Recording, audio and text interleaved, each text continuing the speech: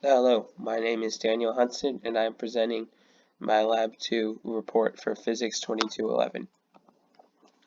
The physics concepts we studied in this lab consisted of Newton's second law, which states that final velocity is equal to initial velocity plus net force over mass times the change in time, and the change in position principle, which states that final position is equal to initial position plus velocity times the change in time.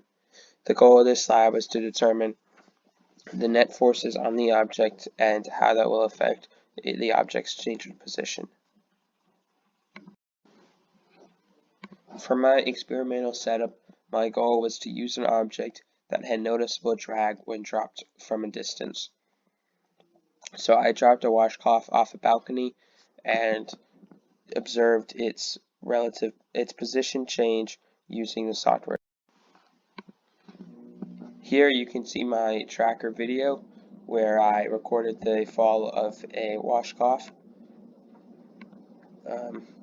As shown in the clip, the washcloth fell to the ground, and I tracked its position change in this chart here and in the data here in the negative y direction.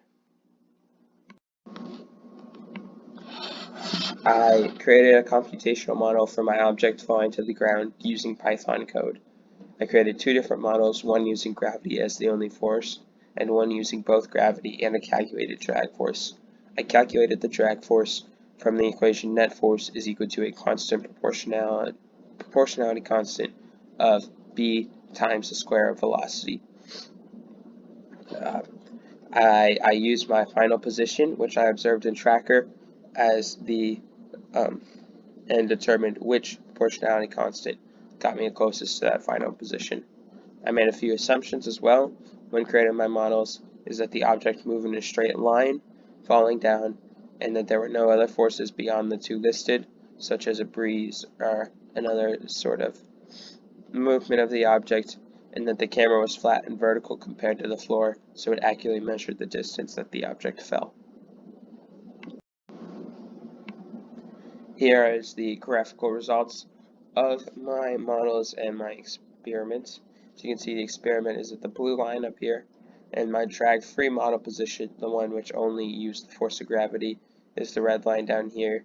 As we can see, it vastly overpredicts the position of the object, even more so as the time goes on.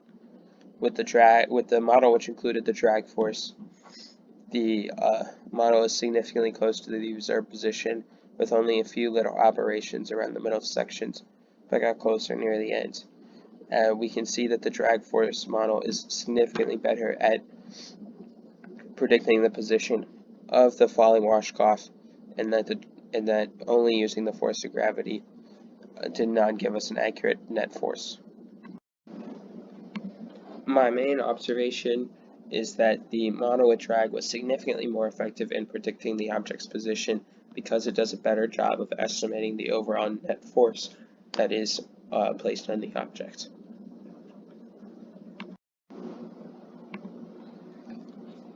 Some physics principles that are shown by this lab is that all forces must be considered when looking for a change in velocity.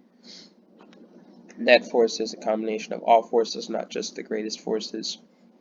And so only using one force such as gravity does not give us an accurate depiction of how far the object falls. And the second physics principle is that drag is caused by multiple things and can be considered proportional to velocity. And the drag proportionality constant can be calculated based on the final position of the object. For the final questions, what does it mean asks about the towel reaching for the washcloth reaching terminal velocity. It did appear to reach terminal velocity.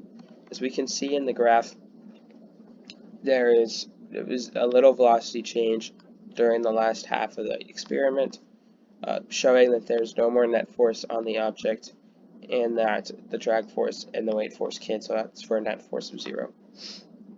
The drag-free model would not reach terminal velocity because there would always be a net force on the object equal to the force of gravity, and thus it would always be increasing velocity.